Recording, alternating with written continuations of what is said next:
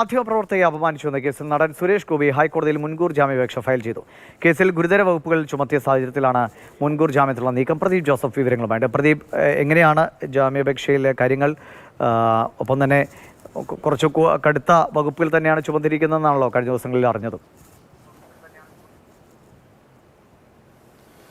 സ്ത്രീത്വത്തെ അപമാനിച്ചു എന്നുള്ള വകുപ്പാണ് സുരേഷ് ഗോപിയുടെ മേൽ ചുമത്തിയിരിക്കുന്നത്. മാത്രവുമല്ല, മനഃപൂർവ്വം ആ സ്ത്രീത്വത്തെ അപമാനിച്ചു, സ്ത്രീയുടെ മേൽ മനഃപൂർവ്വം കൈകൾ വയ്ക്കുകയായിരുന്നു തുടങ്ങിയ കുറ്റകൃത്യങ്ങളാണ് ചുമത്തിയിരിക്കുന്നത്. ഈ സാഹചര്യത്തിലാണ് മുൻകൂർ ജാമ്യാപേക്ഷയുമായി സുരേഷ് ഗോപി ഹൈക്കോടതിയെ സമീപിക്കുന്നത്. ഇന്ന് മുൻകൂർ ജാമ്യാപേക്ഷ സമർപ്പിച്ചിട്ടുണ്ട്. അടുത്ത ദിവസം ഈ മുൻകൂർ ജാമ്യാപേക്ഷ കോടതിയുടെ പരിഗണനയ്ക്ക് വരും.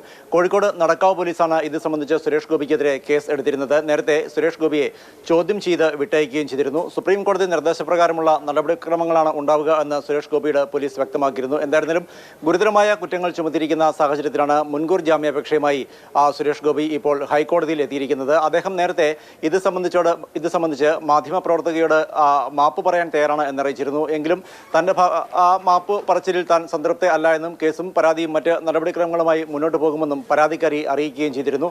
എന്തായിരുന്നാലും കേസ് ഗുരുതരമാകുന്ന സാഹചര്യത്തിലാണ് മുൻകൂർ ജാമ്യാപേക്ഷയുമായി സുരേഷ് ഗോപി ഹൈക്കോടതിയെ സമീപിച്ചിരിക്കുന്നത്. ശരി, പ്രദീപ് ജോസഫാണ് വിവരങ്ങൾ നൽകി.